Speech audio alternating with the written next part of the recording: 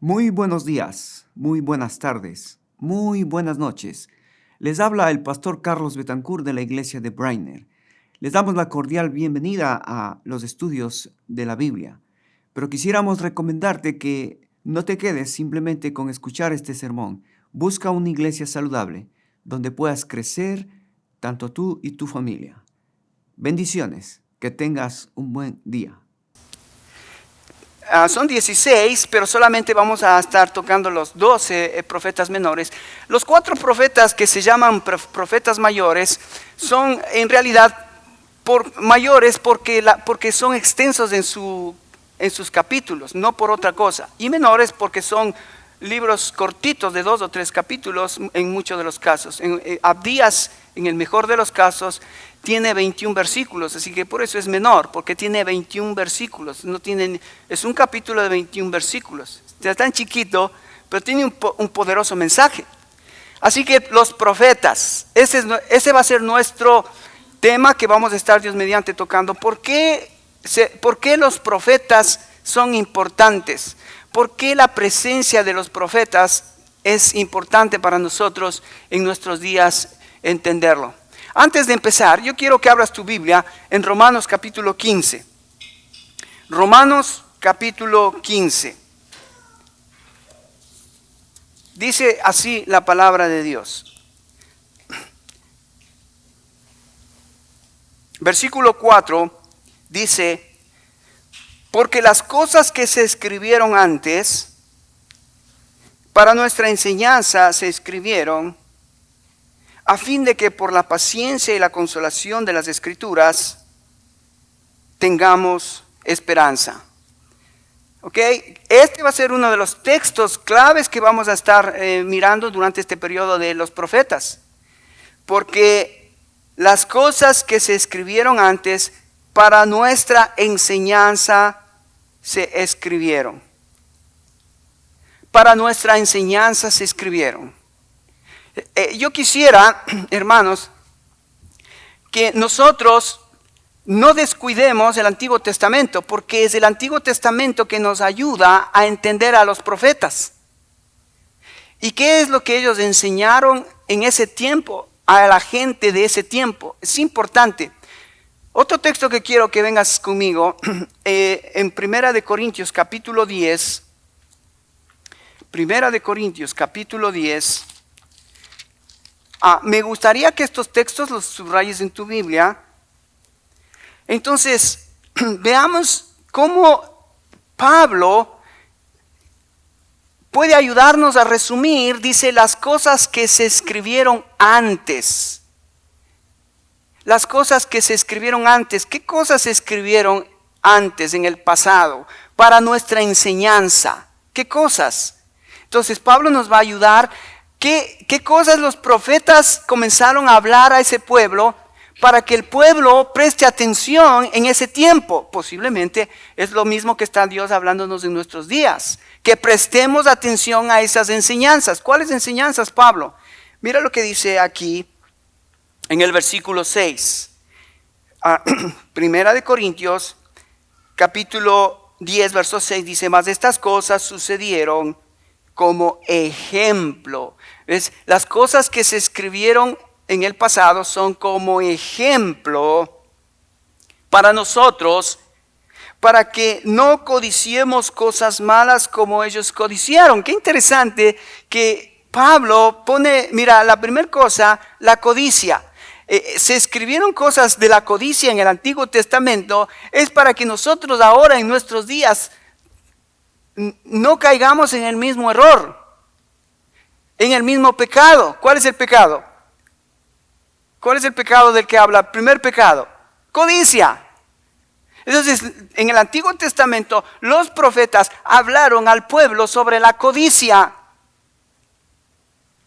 O sea, aquella actitud de desear lo que otros tienen y lo que yo no tengo. ¿Qué más Pablo nos alerta en nuestros días para que nosotros aprendamos de las cosas escritas en el pasado? Versículo 7. Ni seáis, ¿qué? idólatras. Hermano, sería que vaya subrayando esas enseñanzas del Antiguo Testamento que Pablo nos dejó para que nosotros no caigamos en el mismo error. Dice, ni seáis idólatras como alguno de ellos. Según está escrito, se sentó el pueblo a comer y a beber y se levantó a jugar. Qué increíble, la idolatría está en el entretenimiento. En el entretenimiento, la idolatría. El pueblo comía, bebía, jugaba, se casaba, se daba en casamiento, pero como que se distraía y en vez de amar a Dios, esas cosas comenzaron a tomar un primer lugar. La idolatría es eso, ¿no? Todo lo que ocupa el primer lugar en mi vida. ¿Y desplaza a quién? A Dios. Cuando desplazo a Dios y doy mi primer amor a algo que no es Dios, me vuelvo ¿qué? Idólatra. ¡Wow! ¿Qué más dice Pablo? Ni forniquemos como algunos de ellos fornicaron y cayeron en un día 23,000. Ni forniquemos. Es interesante cómo el mundo, la estadística de la fornicación, del adulterio, de matrimonios rotos, el mundo, el índice es muy alto. Dicen ahora que de cada 10 matrimonios, 8 matrimonios se han roto. Y 9, y el 1% está en el proceso de divorciarse. O sea, hay un 1% que está salvando su matrimonio. 1% de 10, 1. Eso es muy alto. Esto está sucediendo en el mundo. Ahora, en la iglesia, los números no son tan distintos. Los números van ahí paralelos. Por eso es que tu familia es tan importante en esta iglesia. Por eso es que a mí me van a escuchar repetidamente cómo es que Dios está buscando la familia. El hombre, la mujer, los hijos, necesitamos crear una generación que no se pierda. La familia, muy importante. Versículo 9. Ni tentemos al Señor como también algunos de ellos tentaron y perecieron por las serpientes. Y aquí está hablando de otro pecado, de otra situación en la que el pueblo de Israel cayó, tentándole a Dios. ¿Cuántas veces nosotros caemos en esta situación de tentar a Dios? De tentar a Dios. El diablo, cuando Jesucristo iba a comenzar el ministerio, tentó al Señor Jesucristo. Nosotros somos tentados diariamente, ¿o no? Los jóvenes son tentados. Los adultos somos tentados.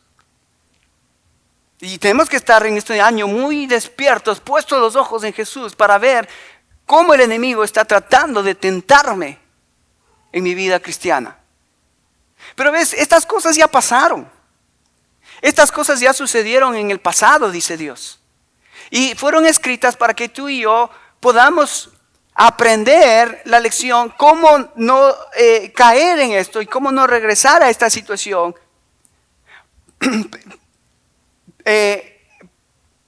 Porque las consecuencias que muestra en el pueblo de Israel, los profetas fueron bien claros la situación en la que vivió Israel. Acuérdate, Israel, por hacer todos estos pecados, por vivir en todas estas desobediencias, ¿qué le pasó a Israel? Primero cayó esclavo en Egipto. Esclavo en Egipto.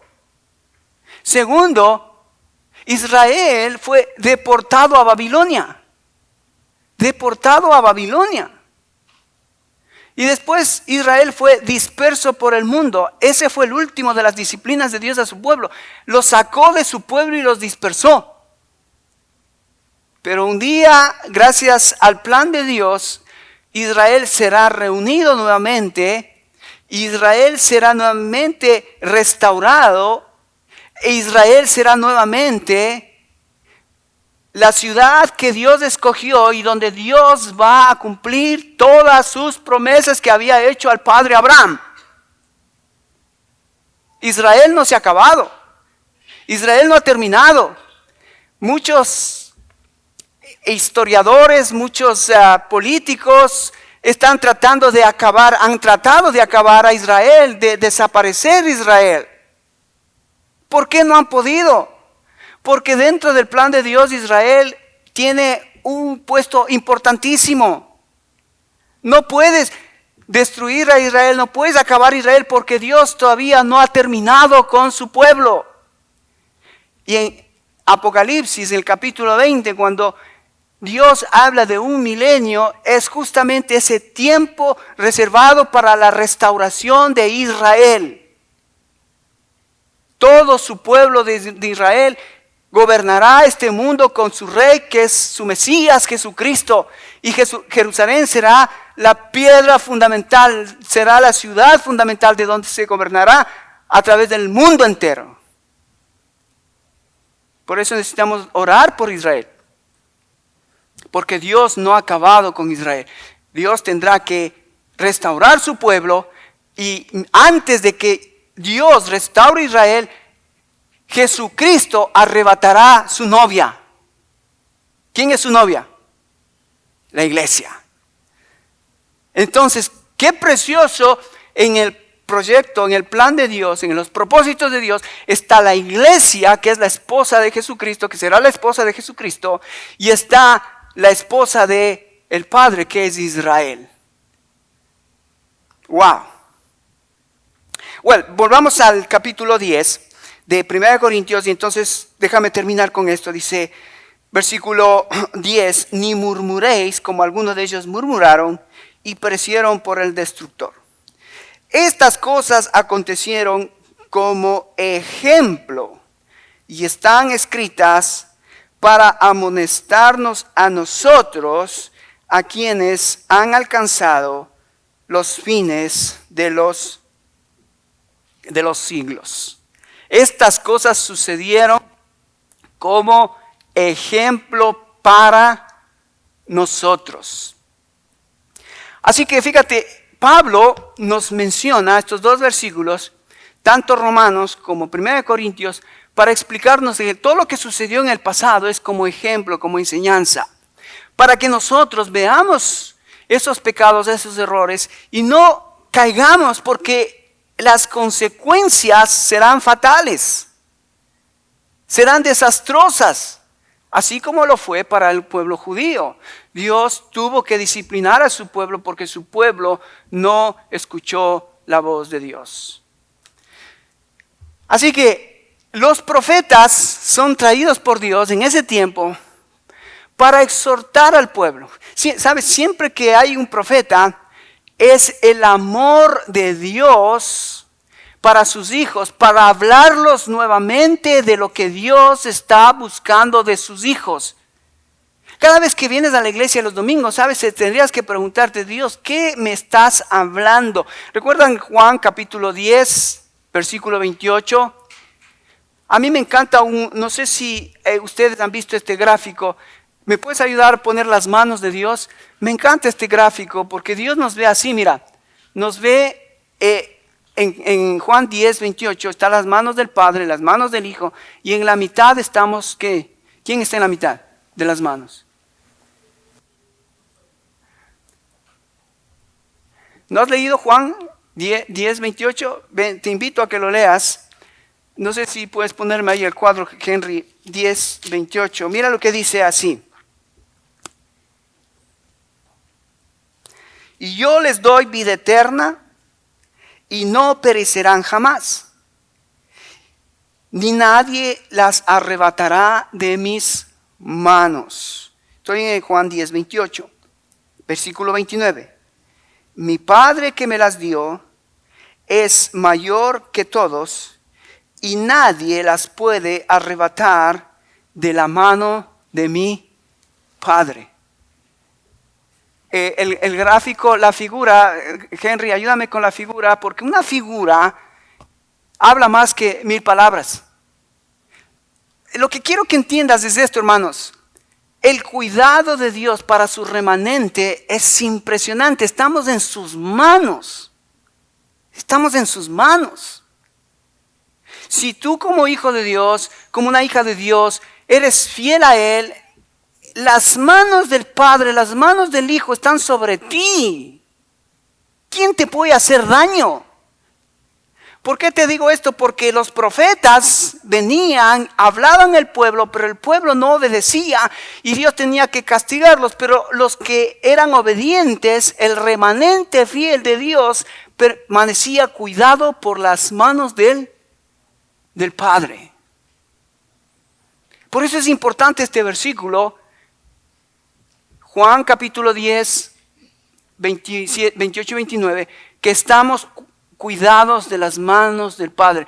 ¿Por qué es importante esto otra vez, hermanos? Porque mira, Dios el Padre es soberano. Dios el Padre está en control. Dios el Padre tiene todo bajo su dirección. Porque, hermanos, estamos viviendo días donde lo que escuchamos afuera está cada vez más terrible, más oscuro, más diabólico. Esto de la agenda globalista, esto del gran reseteo, no es cosa fácil de tragar, porque lo que estamos viendo es que está ya levantándose un imperio de unas pocas personas tratando de gobernar el mundo. O sea que esto está, nosotros no nos estamos dando cuenta, pero en nuestras narices están sucediendo cosas espectacularmente muy rápido. A ver, déjame te digo esto. En el 1700, estoy hablándote en el 1700, sucedió algo en este mundo que cambió la historia. ¿Qué fue lo que sucedió en el 1700? Que es algo histórico. Que la Revolución Francesa hizo que la humanidad en el mundo haya derechos humanos. Entonces se abolió la esclavitud, se abolió de las personas que tenían únicamente el poder económico, religioso. Dijeron, no, todos somos iguales y todos tenemos derechos. De ahí vienen las constituciones, de ahí viene la democracia, de ahí viene todo lo que estamos viviendo política y económicamente, porque en la Revolución Francesa se abolieron a los reyes, a los grandes, poderosos económicamente desde ese entonces. ¡Wow! 1700. En el 1800 hubo otro cambio muy radical que se llama la Revolución Industrial. O sea, comienza a haber una revolución de tecnología de ese entonces. Comienza a haber la máquina de vapor y entonces comienza a ver los trenes. Comienzan a ver cosas como fábricas y hay una revolución.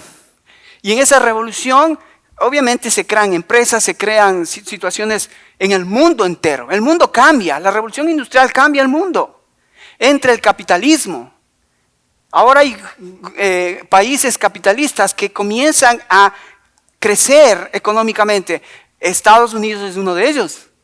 La revolución industrial hizo que este país comience a desarrollarse, comienza aquí a haber fábricas de automóviles, fábricas de aviones, fábrica de trenes, aquí comienza la fábrica de armas, todas las fábricas aquí en los Estados Unidos. Por esto este país comienza a ser potencia. 1700 revolución industrial. 1800 revolución francesa, 1700. 1800 revolución industrial. 1900. ¿Qué otra revolución hubo? Y esta es la revolución que muchos de nosotros quizás ni nos enteramos. Pero es la revolución tecnológica. La revolución tecnológica. 1900, el hombre va a la luna. El hombre llega a la luna. Y entonces el hombre comienza a mirar el mundo y comienza a mirar que el hombre puede traspasar cosas que antes él ni pensaba que podía traspasar. Como el cielo, ir a la luna. ¡Wow! ¿Sí? Revolución Francesa, Revolución Industrial, Revolución Tecnológica. Llegó el 2000.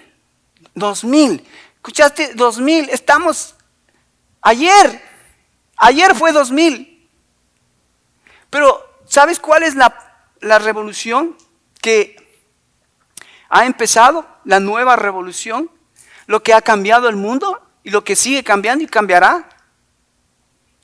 La tecnología, la revolución tecnológica, el internet, los celulares, las computadoras, las plataformas, Facebook, internet, Instagram, todo esto nuevo que estamos viviendo es una revolución tecnológica y eso va a afectar el mundo, va a afectar la iglesia. Fíjate esta parte de la pandemia, esta parte del COVID, cómo ha afectado. Si no hubiese sido por la revolución tecnológica, ¿te imaginas lo que hubiese sucedido? El aislamiento hubiese sido un caos mundial. Pero parte de la parte positiva de la tecnología es que permitió que el mundo, aunque no nos permiten estar reunidos, no nos permiten estar en grupos, pero por medio de la tecnología podemos. Por eso les dije la semana pasada, es importante que nosotros aprendamos a estar conectados con la tecnología. Cuando yo te mando un mensaje no es por simplemente pasar el tiempo, sino mis mensajes que yo te mando es porque quiero que aproveches a través de la tecnología en la semana, recibir lo que tendrías que recibir durante toda la semana, un estudio bíblico, algo que te nutra, te alimente espiritualmente. La tecnología debería servirnos para eso, para animarnos, para poder recibir alimento, para recibir ánimo. Pero déjame te digo lo que ha estado sucediendo en estos, desde el 2008, que ya la tecnología ha sido abierta y permitida para todo el mundo. Desde el 2008, escúchame, 2008 al 2022, ¿cuántos años han sido? 2008 al 2022. 20 años, casi 22 años, ¿no? ¿Cuántos? De 2008, 10, 20, 12, 16 años.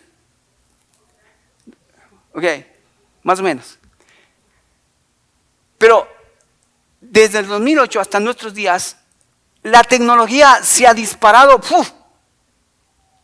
Ahora estamos hablando de computadoras cuánticas, de base de datos, que es increíble que el mundo ya puede saber dónde encontrarte.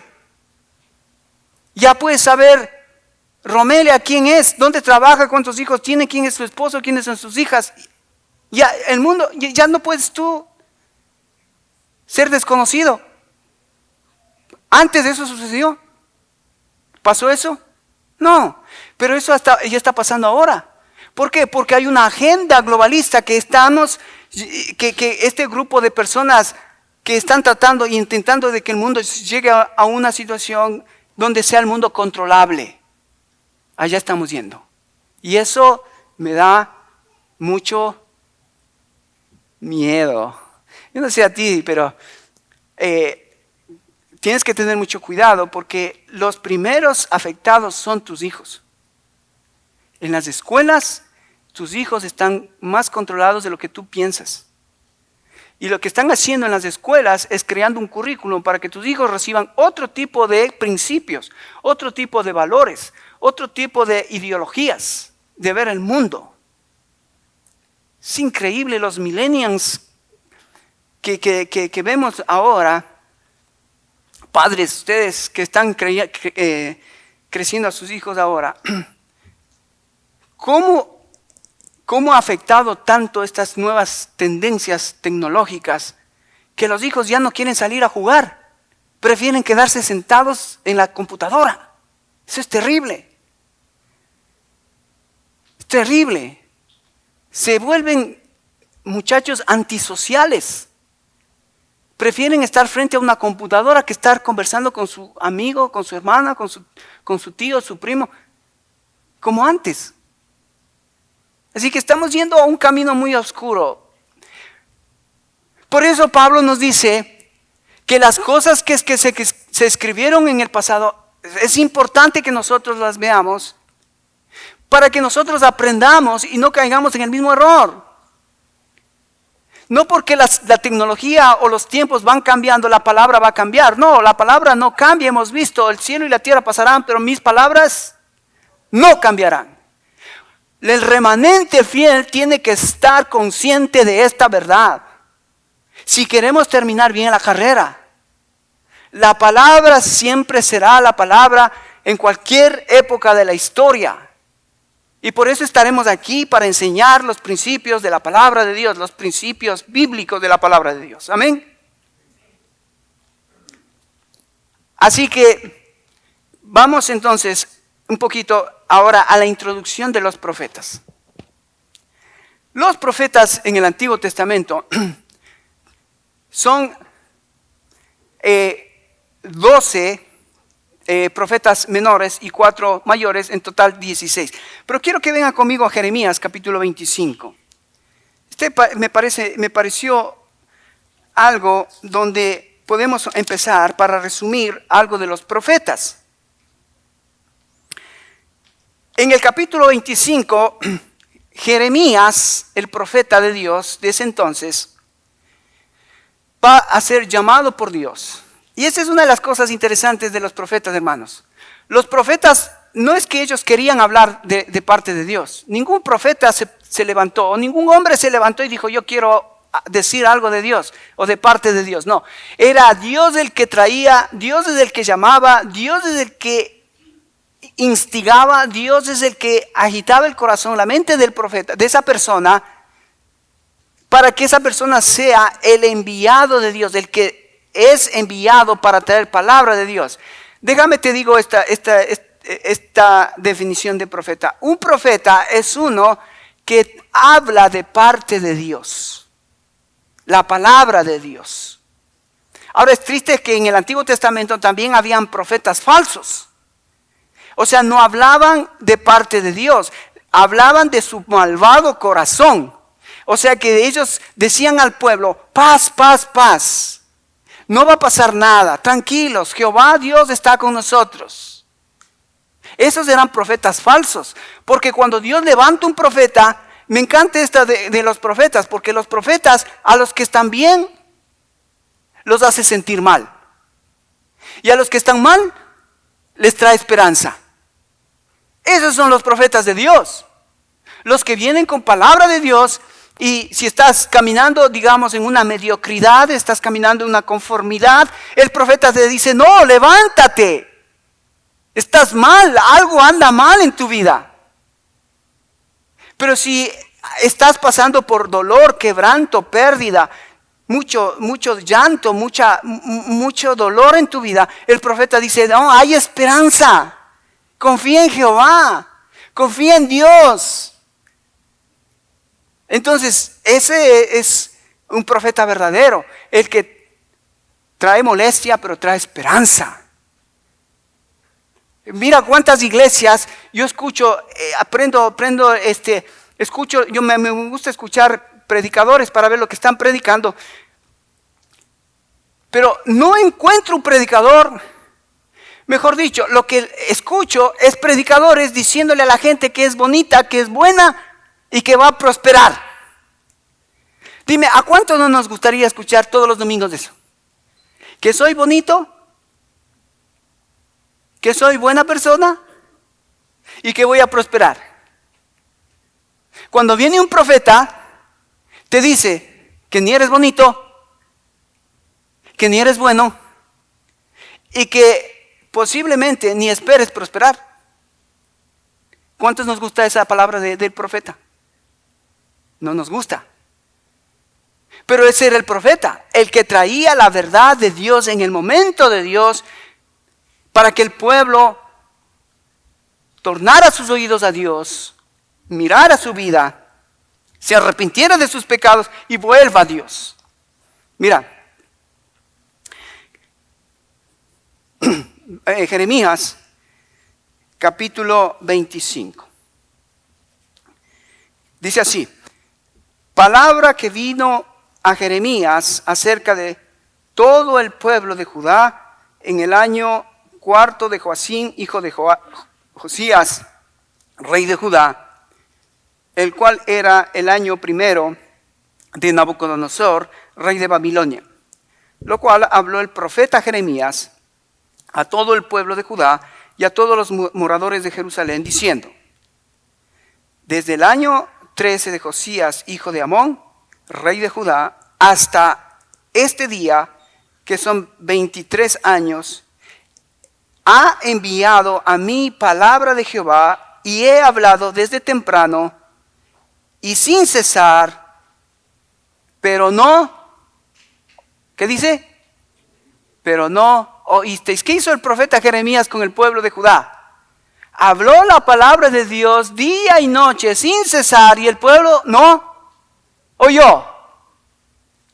Pero ¿qué estaba diciendo Jeremías? Versículo 4 dice: y envió Jehová a vosotros todos sus siervos los profetas. ¿Ves? ¿Cuántos profetas envió Jehová en ese tiempo? Sabemos que 16. Los profetas menores, los profetas mayores. Envió Jehová a vosotros todos sus siervos los profetas, enviándoles desde temprano y sin cesar. ¿Qué dice?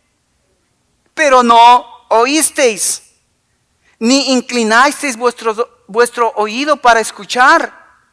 Wow. ¿Ves cuál es el pecado de Israel? Primero, Dios en su gracia y en su amor envió profetas, pero el pueblo no quiso ¿qué? Escuchar, no quiso oír a los profetas. Es más, se iban contra los profetas. Es más, los apedreaban a los profetas. Es más, si querían, los ponían en las cárceles a los profetas. Pero no querían escuchar la voz de parte de Dios.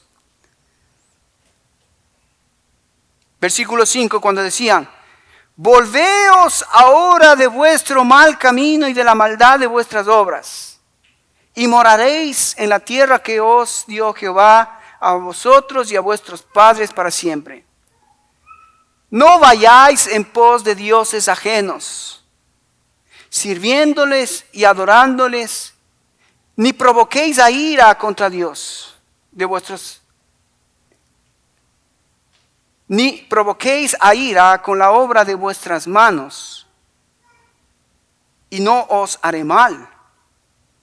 Pero no habéis oído, dice Jehová, para provocarme a ira con la obra de vuestras manos para vuestro mal. Es interesante, 1 Corintios capítulo 10 que leímos, todos los pecados que el pueblo había incurrido: fornicación, adulterio, murmuración, idolatría. Y los profetas venían y les decían: arrepiéntanse, dejen de hacer eso. Pero el pueblo de Israel, ¿qué dice? ¿Qué dice? ¿Cuál era el pecado? No oían. Es lo mismo que hoy la iglesia. La iglesia puede estar llena, la iglesia puede haber cientos de personas. Pero la gente que entra a la iglesia, si no hay un desafío a hacer cambios, si tú sales de esta mañana, de esta iglesia, de este lugar, si tú sales y no escuchas lo que Dios ha hablado a tu corazón, es lo mismo que hacía Israel. Venía Dios, venían los profetas, pero no querían escuchar. No había cambios. Seguían esos mismos pecados. Seguían esos mismos pecados. Y entonces Dios en amor enviaba otro profeta. Y en amor enviaba otro profeta. Y vamos a ver el profeta Oseas. El profeta Oseas es el primero de los profetas. Lo que hace Dios con Oseas es que le hace primero vivir a él el mensaje que Dios quería enviar al pueblo. ¿Qué hace Dios con Oseas? Dios le dice a Oseas: ve y cásate con una prostituta. Ve y cásate con una mujer adúltera. Y entonces dile al pueblo que mi pueblo es como esta mujer Gomer. Mi pueblo se ha ido tras otros amantes. ¡Wow! Y el profeta tenía que vivirlo, el mensaje, en su carne propia, para que el pueblo entendiera lo que estaba tratando de Dios hablar al pueblo en ese momento. Gracias a Dios que eso terminó. Terminó con los profetas en el Antiguo Testamento. Así que el pecado del pueblo no escuchó. Versículo 8. Mira lo que dice, versículo 8. Por tanto, en la Biblia cuando encuentres un por tanto es una conclusión de todo lo que ha dicho el profeta, o todo lo que se viene diciendo. Ahora es una conclusión, un resumen de todo. ¿Cuál es la conclusión? ¿Cuál es la consecuencia de no haber escuchado a Dios? Por tanto, así ha dicho Jehová de los ejércitos: por cuanto no habéis oído mis palabras, he aquí enviaré y tomaré a todas las tribus del norte, dice Jehová, y a Nabucodonosor, rey de Babilonia, mi siervo, los traeré contra esta tierra y contra sus moradores y contra todas estas naciones en derredor. Y los destruiré y los pondré por escarnio, por burla y en desolación perpetua. Wow, me llama la atención que Nabucodonosor es siervo de Dios. Eso quiere decir de que aún el diablo es siervo de Dios, está en los planes de Dios, está en las manos de Dios, está en el control de Dios. Dios puede usar al diablo para probar nuestras vidas. ¿Te acuerdas lo que hizo con Job? Dios le permitió a Satanás tocar la vida física de Job, pero no la vida espiritual de Job. Porque las cosas que se escribieron en el pasado para nuestra enseñanza se escribieron. Satanás no puede tocar nuestra vida espiritual. Él podrá tocar nuestra vida física, pero Dios no permitirá que tu vida espiritual sea tocada.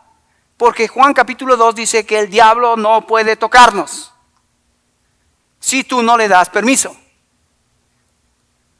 Babilonia era siervo de Jehová. Era el instrumento que Dios usa para traer disciplina a las 10 tribus del norte.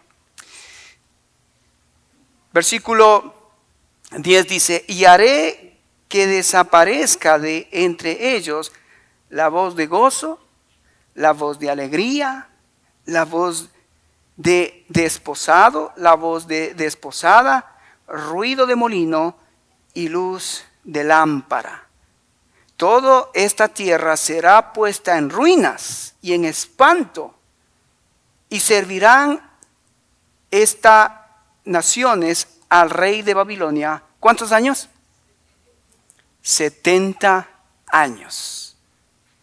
Y es exactamente lo que sucedió en la disciplina del pueblo de Israel. Dios tomó las 10 tribus del norte, llamó a Babilonia por medio de Nabucodonosor y llevó a las 10 tribus cautiverio a Babilonia. ¿Cuántos años? ¿Cuántos años, hermano? 70 años. ¿Por qué es importante esto? Porque Daniel, vas a ver que Daniel comienza a profetizar después de los 70 años de Israel en Babilonia.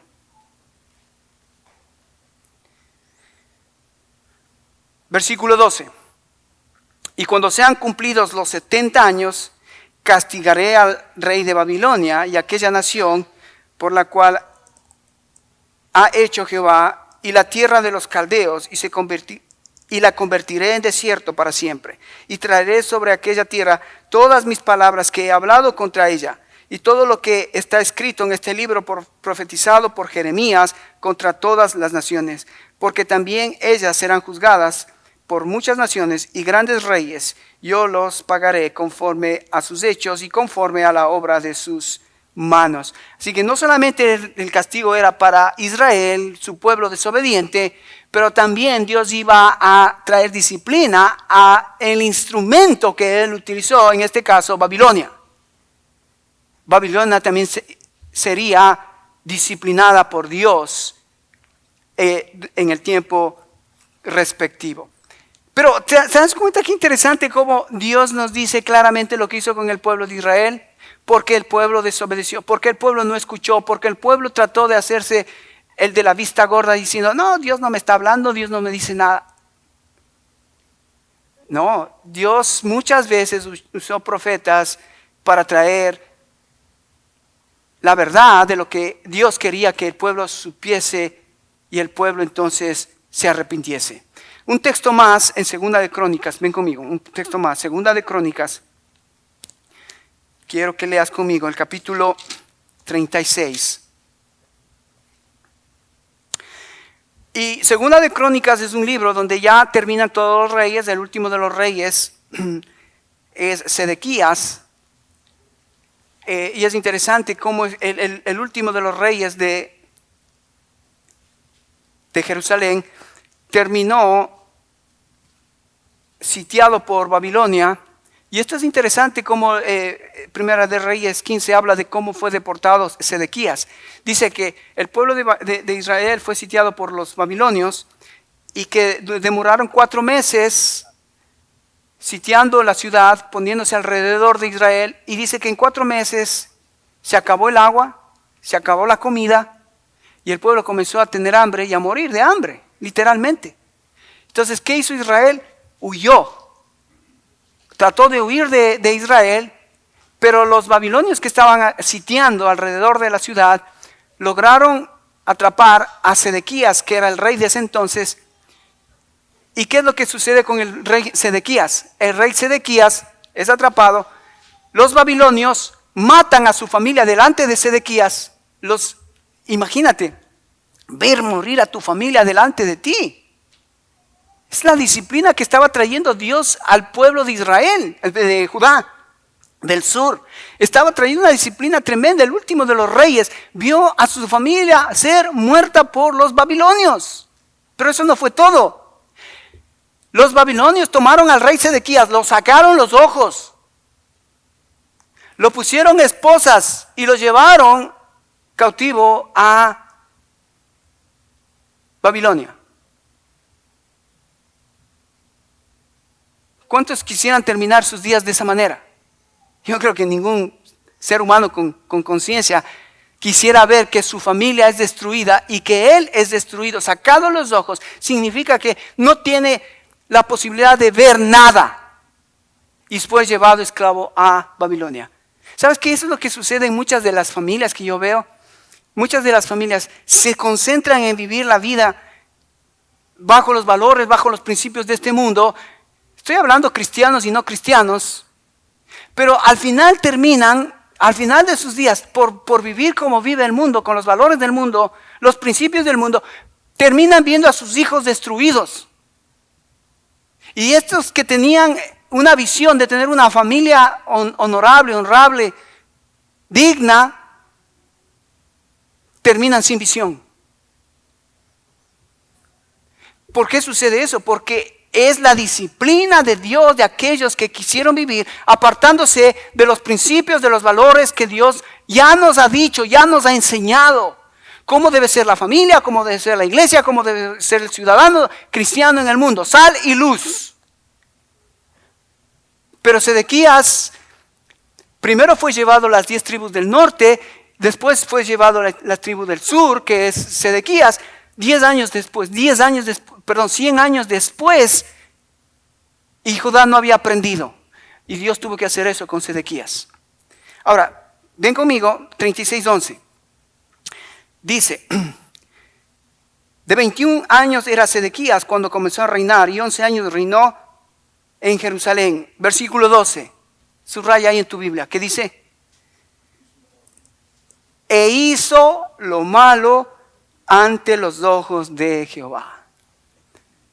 100 años después de que Dios había castigado a Israel del norte, no aprendió Sedequías.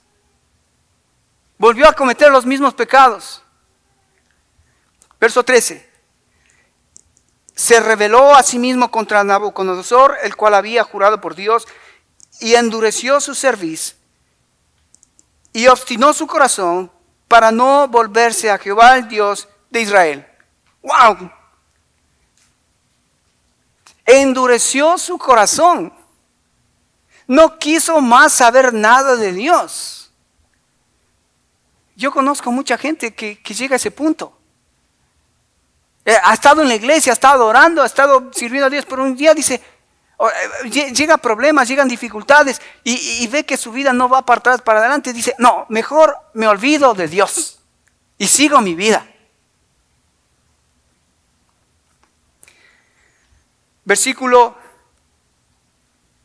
14.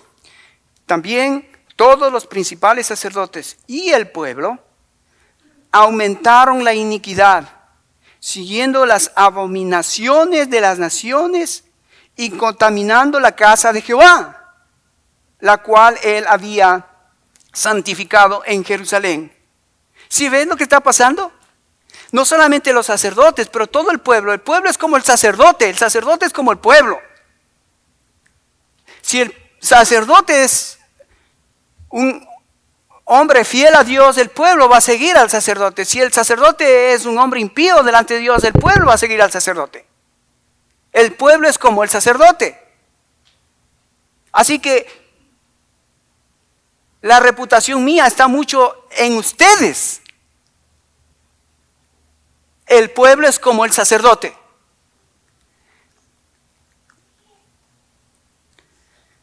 Versículo 15. Estoy en el 15, ¿verdad? Y Jehová, el Dios de sus padres, envió constantemente palabras a ellos por medio de sus mensajeros, porque él tenía misericordia de su pueblo y de su habitación. Me encanta, ¿ves? Dios en su amor envía mensajeros, envía palabras, envía a alguien que nos hable de Dios. Una y otra vez, a través de tu pastor, a través de un programa, a través de una revista, a través de un libro, a través de la Biblia, una y otra vez diciéndote lo mismo. Verso 16, mas ellos hacían escarnio de los mensajeros de Dios. Wow, qué triste, ¿no? Ellos hacían escarnio, los difamaban, los tenían en poco, los menospreciaban, burlándose de sus profetas, hasta que subió la ira de Jehová contra su pueblo y no hubo ya remedio. A ese punto llegó Israel, no hubo ya remedio. Porque el pueblo no escuchaba, el pueblo endurecía su corazón, el pueblo iba contra sus profetas, porque no querían saber nada de cómo Dios quería que los guiara, sino que ellos querían vivir de acuerdo a sus principios, a sus valores y a su manera.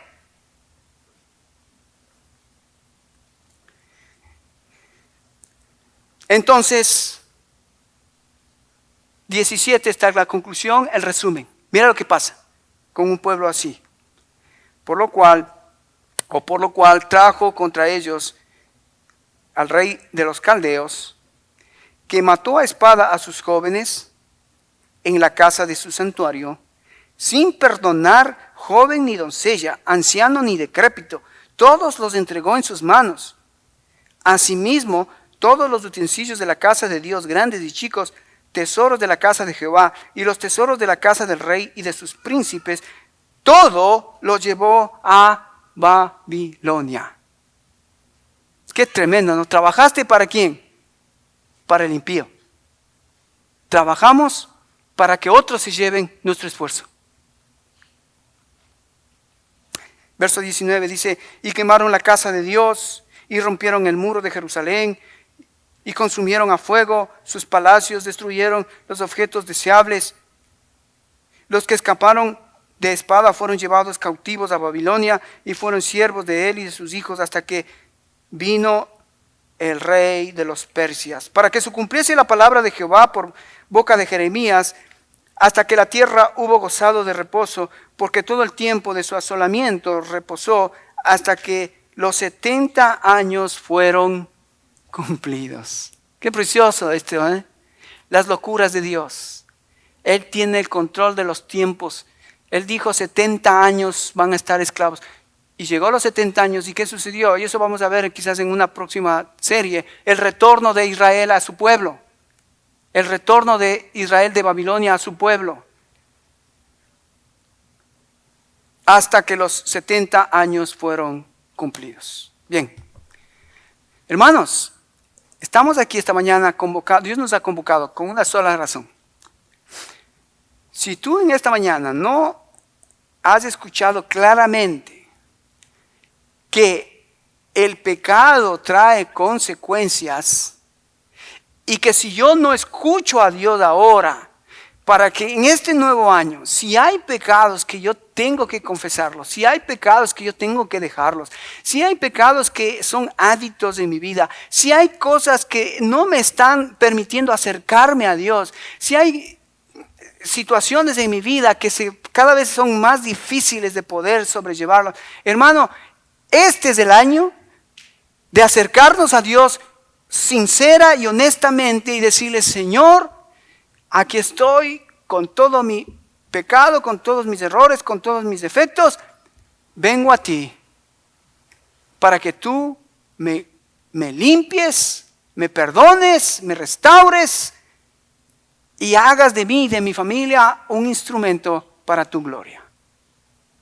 Amén, hermanos. Yo no sé qué pecado, yo no sé qué hábito, yo no sé qué cosas, porque solamente Dios sabe y conoce tu vida y la mía.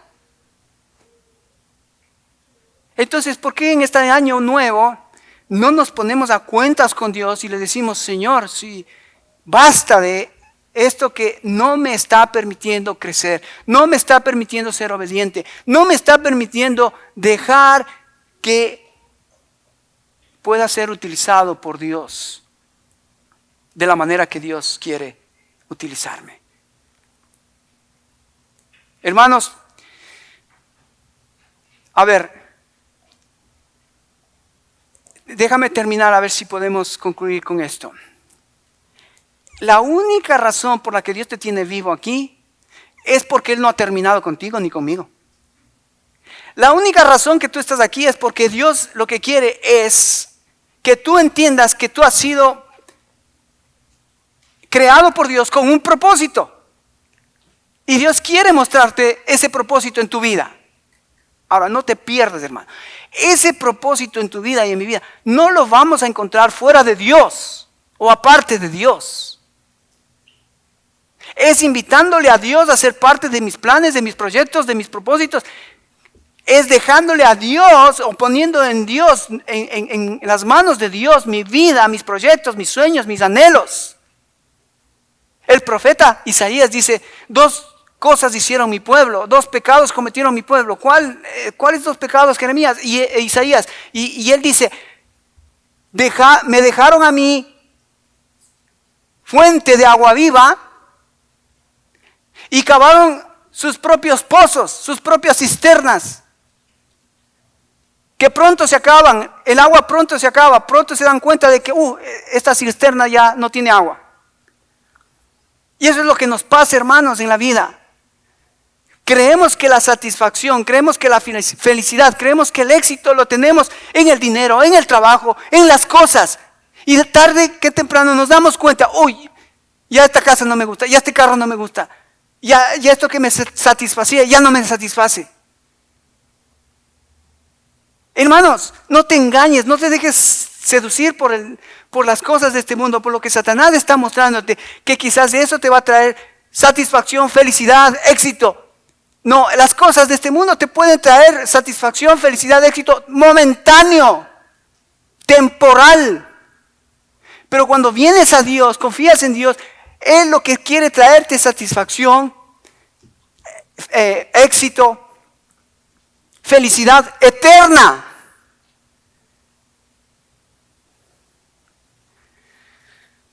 Ahora, mira, si vamos todos a la playa, sacamos un pez y lo ponemos en la playa,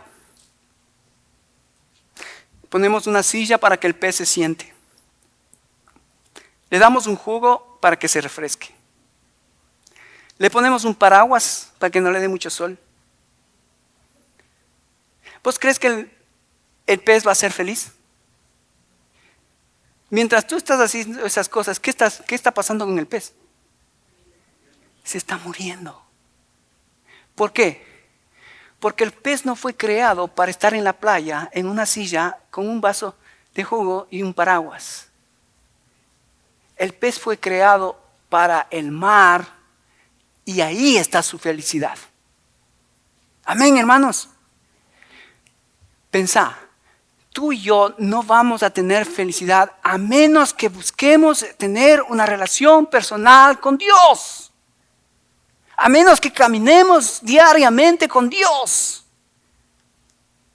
A menos que busquemos, como cuando tienes hambre y sed, a Dios. Dios te creó con una necesidad en tu corazón, en mi corazón, de Dios. Ahí vas a ser feliz, ahí vas a ser satisfecho, ahí vas a tener éxito. En Dios, con Dios.